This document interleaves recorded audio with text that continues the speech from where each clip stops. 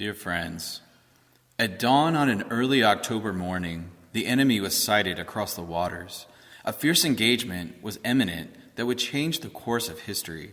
Two large fleets squared off for a battle of the ages, with the fate of Western civilization hanging in the balance. Several hundred miles away, a man in white would receive a vision of the outcome and rejoice. This man, a holy pope, was one of the most important pontiffs to ever rule over the Catholic Church.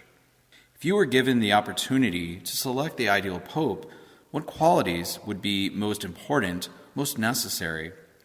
Personal piety, zeal for souls, strict enforcing of church disciplines, courage and zeal to preach the gospel, orthodox teaching, willingness to defend Christianity against attacks from the world, even those within the church. A pope who would meet all these challenges would certainly be a pope to be celebrated. Such a pope was St. Pius V.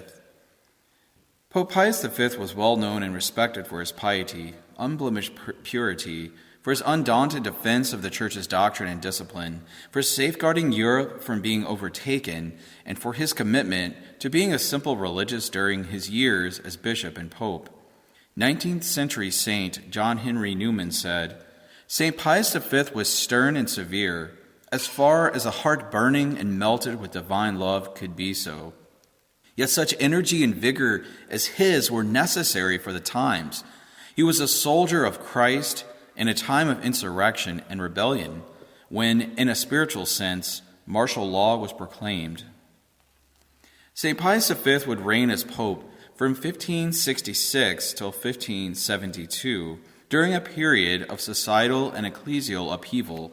The previous decades of the 14th and 15th century were pervaded by humanism, which took shape in the artistic expression of the Renaissance. While not all humanistic ideals were opposed to Christianity, the hedonism that logically resulted was in opposition to the Church's teaching and the redemptive work of Christ's crucifixion. Inevitably, spurred by cultural anthropocentrism and visual gluttony in the arts, a course of action was begun that would lead incrementally and predictably to the collapse of Christendom. Holy men warned of the dangers of divorcing beauty from the true and the good, disconnecting it from its transcendental end, the Creator. Humanists also sought free interpretations of sacred scripture, later adopted by Martin Luther. When Pope Leo X failed to challenge Luther in a timely fashion, letting his errors spread, it was the humanists who embraced the heretic, giving him a further following. Regrettably, by the time Pope Pius V began his papacy, this great decline in Christian character and devotion was entrenched, not only in society, but deep in the Church. The task of rehabilitation was a daunting one, but holy saints are sent by God for such missions. Antonio Ghislieri was born January 17, 1504, in the small village of Bosco, adjacent to the larger town of Alessandria, then part of the Duchy of Milan, in modern-day northwestern Italy. At that time, Italy was not a unified country, but comprised of many different kingdoms, duchies, republics, and such. He was of a noble family that became poor after regional civil wars. The simple family home of the former pontiff can still be seen and visited this day. He was given the name Anthony by his parents, Paolo and Domenica, because he was born on the feast of St. Anthony of Egypt, the Desert Father. A peacefully happy young boy growing up, he had his own quiet way, never boisterous. He would find his greatest pleasure in reading. He spent his early life shepherding and was known to sing and pray while doing his work. Having a fondness for animals that was lifelong, he earned extra money by watching other nearby flocks. Although his parents hoped for him to soon learn a trade to help provide for the family, young Antonio already had a stirring in his heart to serve God and consecrate himself to Christ. While there was no seminary or monastery nearby to aid his desire, divine providence would intervene. One day, two Dominicans were passing through his village. Antonio saw them as he was shepherding his father's flock and approached them. The youth told them of his desire to please God and begged them to take him with them. The Dominicans questioned him closely, finding themselves impressed with his honesty, candor, and seeming wisdom. They agreed to let him accompany them back to the priory, where he was to be received and begin testing his vocation. He agreed, but first had to check with his parents before leaving home for a new life. Antonio shared his heart's desire with his parents, who were caught off guard with their son's exuberance and eagerness to leave home. But having long noticed signs of a possible vocation, they found themselves prepared to make the sacrifice of giving their son back to God. At the age of 14, he was received into the Dominican order and would take his solemn vows on May 18th, 1521, at age 17. He took the religious name Michele, Michael, specifically requesting Michael of Bosco. The prior, thinking Bosco too little a known name, told him, "What do you mean of Bosco? Because you are from the environs of Alessandria, from now on you will be called Brother Michael of Alessandria." As he would be embroiled in many future battles against evil in defense of the church and God, the name was apt to be named in likeness of the holy archangel. In 1528, he would be ordained a priest and receive further theological education at the University of Bologna. All this time throughout his religious life and studies, Fra Michele had not been home to see his parents. His superiors directed him to visit them, and so, in obedience, he traveled there. He also had the intent to visit the old parish church of his youth, where he had often prayed at his mother's side, and there offer his first Holy Mass as a priest. Reaching the destination of his home village, he arrived to find it had been burned to the ground by French troops several months earlier. Fortunately, he received news of his family's whereabouts. They had taken refuge in another village several miles away. Surrounded by them and several family friends at the parish church in Sasodia, the newly ordained priest was able to say his first solemn Mass. He was later sent by his order to Pavia, where he was a professor for 16 years, lecturing on theology and philosophy at the famous university. His first instruction to his class on their subject was, "The most powerful aid we can bring to this study is the practice of earnest prayer. The more closely the mind is united to God, the richer will be the stores of light that follow its researches." The friar's lectures were noted not just for the theological knowledge they contained, but also for their depth of spirituality. He was described as being able to unite the thorns of scholasticism with those of Calvary. Over the next 15 years, the well-respected friar would hold various offices. He was appointed master of novices in a local order and would later be elected prior of several Dominican priories. His practices of mortification and commitment to prayer made him an example to all. He fasted regularly, performed penances, passed long hours of the night in meditation and prayer, traveled on foot without a cloak in deep silence, or only speaking to his companions of the things of God. There was such high regard for his ascetical spirit that he was called the new Saint Bernardine. But it was not just his piety that garnered esteem, but also his intellect. In 1543, at the provincial chapter of the order in Parma, he was chosen to present to the brothers of his order 36 theological theses, the majority of topics defending Roman primacy and refuting Lutheran errors and other heresies. It was evident that his doctrinal understanding and thoroughness would be beneficial to the church. His ecclesiastical career had just begun the year earlier as the fame of Fra Michele Ghislieri continued to rise. His renown for exactness in explication and defense of doctrine reached the Vatican. In 1542, he was appointed by the Holy Office in Rome to the position of commissioner and vicar of the Inquisition for the city of Pavia. His successes there led him to being tabbed in 1550 as the inquisitor of the Diocese of Como. It was a position that a Dominican brother noted Fra Michele accepted with enthusiasm. He could commit himself more deeply, inflamed as he was with zeal to defend the Catholic religion and to eliminate lethal errors. As heresy was quickly spreading throughout the Italian regions, it became the vital task of the Inquisition to eradicate it. This was the responsibility given to the former shepherd from Bosco. His biographer, Giovanni Catena, wrote in his 1587 work about Fra Michele that the beginning of his greatness was a result of difficult times and sufferings endured while performing the duties of his office.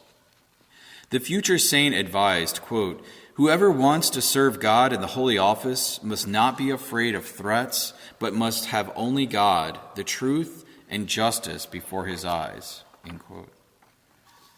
There were several accounts of Fra Michele escaping violence and death in his role as inquisitor. One such incident was when, being sent to Bergamo, he imprisoned and interrogated a lawyer of a noble family who advocated Protestantism. This drew the ire of a crypto-heretic bishop who actually hired hitmen to kill the Dominican friar. Fortunately, he was able to evade the villains and travel back to Rome unharmed. He was also again threatened by a heretical mob who threw stones at him after a violent uprising, but he was given shelter and protection by a count in his fortress. This was following the refusal of the inquisitor to hand over heretical and pernicious books and materials that he had confiscated. Despite these dangers, Fra Michele continued to take his job most seriously, always praying for and counseling the accused in efforts to bring them back to Christ.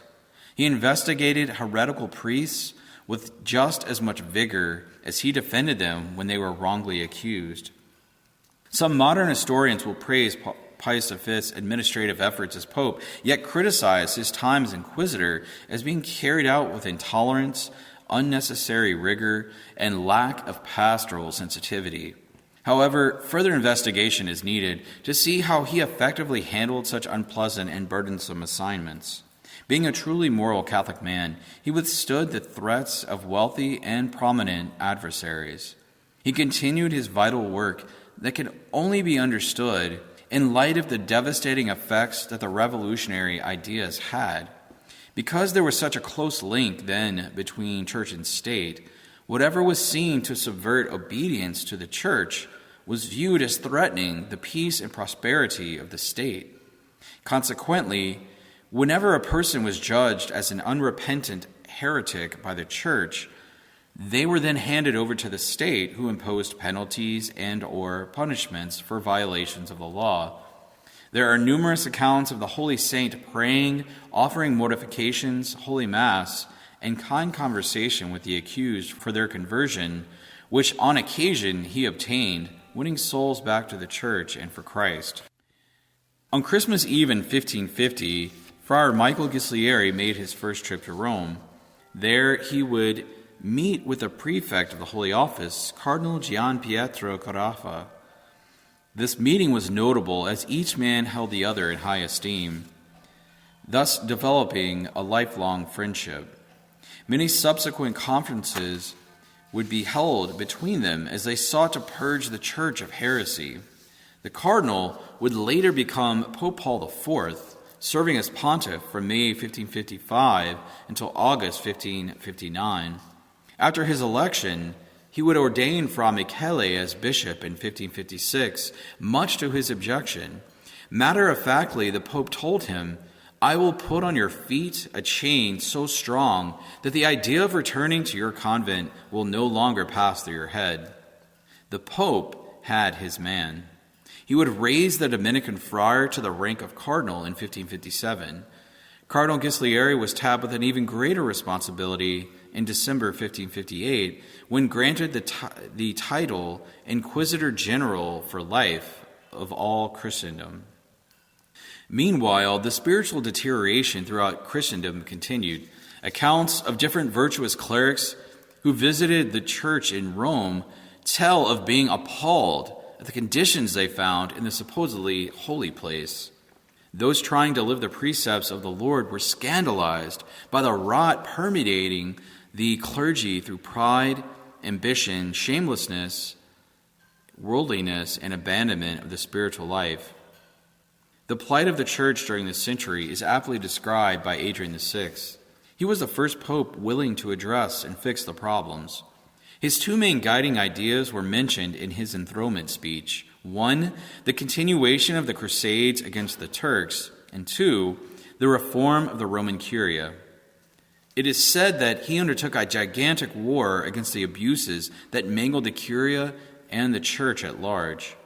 A speech written by Adrian VI was read by a nuncio in 1523 at the Diet of Nuremberg, containing this quote: "We know well that also for years now, many detestable things have been happening in this Holy See.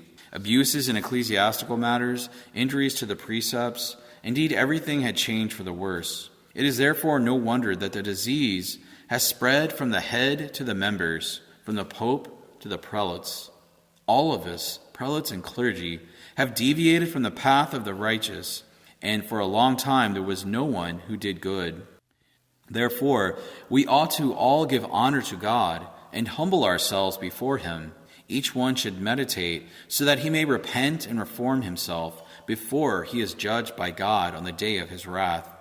Therefore, in our name, you shall promise that we want to see with all diligence that the Roman court be improved before all else, from which perhaps all these other evils have originated.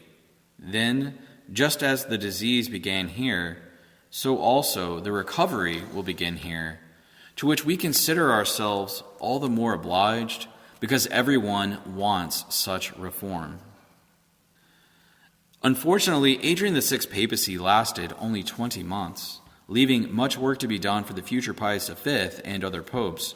It must be said that during this time of disharmony and darkness, there was still light. While clergymen and religious were disgracing themselves by professing heresy, leaving their ecclesial states of life to enter into marriage, or even becoming apostates, still many great saints were present. Several orders were founded by faithful Catholic men and women in the 1500s: the Jesuits, Carmelites, Ursulines, Clerks Regular of St. Camillus, Hospitallers of St. John of God, Capuchins, Oratorians of St. Philip Neri, Barnabites, and the Angelic Sisters of St. Paul, to name a few.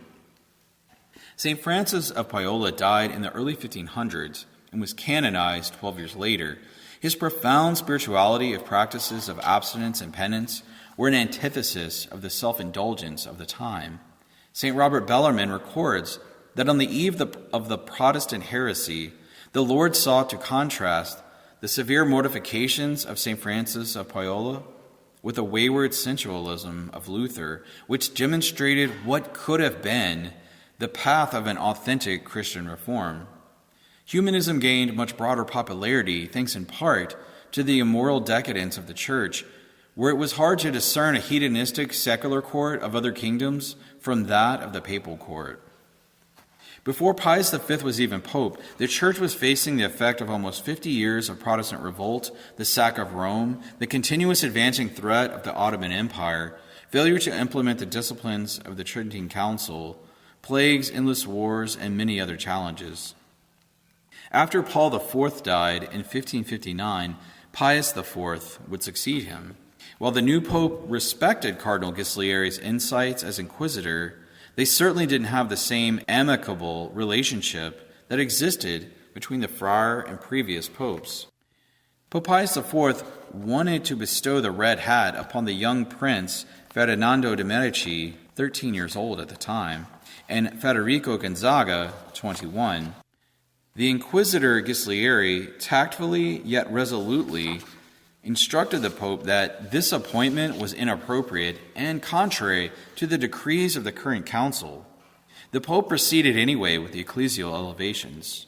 Cardinal de' Medici would later leave ecclesial life and become the third Grand Duke of Tuscany, thus vindicating Cardinal Ghislieri's opposition. The ultimate sticking point between Pope Pius IV and Cardinal Ghislieri would be over the methods of handling heresy. The Pope preferred a softer approach, while the Alessandrian cardinal favored rigor and tenacity. This difference in style would cause a falling out after Cardinal Ghislieri criticized a policy of the Pope because it led to the assignment of a cardinal to Avignon whose family ties were with the Huguenot heretics. Ghislieri's criticism ushered the Pope to issue a motu proprio in 1562 that, in effect, downgraded the scope of the Holy Office, reducing it to a discredited institution, as one historian describes. The Council of Trent was notified by the Venetian ambassador to Rome that the supreme authority of the Inquisition was no longer in the hands of the illustrious Alessandrian, but that His Holiness had deputized 7 cardinals with equal authority. Several years later, Cardinal Ghislieri contemplated retiring to his diocese due to severe ailing health, complicated by persistent kidney stones. He was thought by some to be near death, and he even had a tomb constructed for himself. But his life and the course of history would soon dramatically change. On January 7, 1566, the suffering Dominican friar was elected pope. His election was partly due to the support and influence of St. Charles Borromeo, who spoke very favorably of him over the previous years. The election was seen by the new pope as a heavy cross and worried he might not be able to carry it, yet he placed his trust in the Lord. He received news that more people were saddened by his election than those elated by it. He replied that with the help of God, he hoped to govern in such a way that the grief felt at his death would be greater than that at his election. Pope Pius V's coronation was on January 17th, the day of his birth. One immediate change the Pope would make would be at the papal ceremony celebrating his election. A practice of the time was that during a procession, militia officials would toss money to the crowds as a sign that the new pope was sympathetic to his people. Sadly, this at times led to them being crushed and sometimes killed. Pius V ordered this practice to be abolished and instructed that the money would be dispensed to needy families. In concert with this action, the evening banquet celebration was made less extravagant, and the money saved was given to poor monasteries. His disciplines in and around the church were numerous. The Dominican instruction he received as a novice was implemented at the papal household, eating of some meals in solitude and making private meals more austere. In addition to eliminating many of the extravagancies of the Roman court, such as the papal court jester and unnecessary banquets, he canceled horse racing at St. Peter's Square. He took harsh measures against blasphemy, adultery, and sodomy. Some local citizens accused him of trying to turn the city into a vast monastery. While many would come to love the kindly pope, who had no tolerance for corruption and impiety, he had still many detractors. The pope had a practice of kissing the crucifix on his wall whenever entering or leaving his chamber. Once, when attempting the pious practice, the feet of Christ moved away from his lips. He tried again, though with the same result. The holy pope was distraught, thinking he had greatly offended the Lord. When the crucifix was later closely examined, it was discovered that poison had been placed on the corpus. It is often believed that Pope Pius V started the trend of popes wearing white cassocks because of his white Dominican habit. While he continued the white trend, there is earlier record of the practice. In 1274, Pope Gregory X had an ordo published that specifically mentioned the vestments worn by an earlier pope. He cites, quote, "The first pope to be solemnly invested with the red mantle immediately after his election was Gregory VII, 1076. From the moment of his election, the pope put on vestments of 2 colors, red for his cope, mozzetta, and shoes, and white for his cassock and socks." End quote. Pope Pius V continued to wear his habit under his papal robes because of affection for the Dominican order, along with a hair shirt, and was often seen barefooted. It also demonstrated his humility that underneath the power and responsibility entrusted to him, he remained a humble friar. A papal biographer records that the life of Michele Ghislieri was one of ceaseless labor amidst innumerable penances and mortifications, that it left traces in his appearance such that, quote, "Although he was only 62 years old, that slender man with a bald head and a long, very white beard gave the impression of being an old man," end quote. Dom Garanger writes in his work, The Liturgical Year, on the saint's feast day of May the 5th, "Today there comes before us a holy pope. He is worthy to stand amidst the Easter group of pontiffs. Like Pope Leo the Great, Pius V was zealous in combating heresy. Like Leo, he saved his people from from the barbarian yoke. Pius V's entire life was a battle. This was most definitely the case. His daily holy hour in front of the Blessed Sacrament fortified his faith and gave him supernatural strength to bear monumental crosses for the good of the Church. A prayer the Pope memorably often prayed was, "O Lord, increase my sufferings and my patience." During a time of great moral laxity and loss of Catholic piety, he insisted on discipline and strove to develop practice of the virtues. He wasn't a pope that Catholics of the world deserved, but he was one that we desperately needed. Following the model of Jesus, the Good Shepherd, Pius V was a true shepherd of souls. He cared more for his flock's eternal fate than his own physical well-being. Short on time with still much to cover about this immense saint, we will examine at a later talk the major and defining events that marked his pontificate: the standardizing of the liturgy, handling of the Protestant revolt, formation of the Holy League, and as the introduction to this talk alluded, the Battle of Lepanto. Pope St. Pius V, pray for us.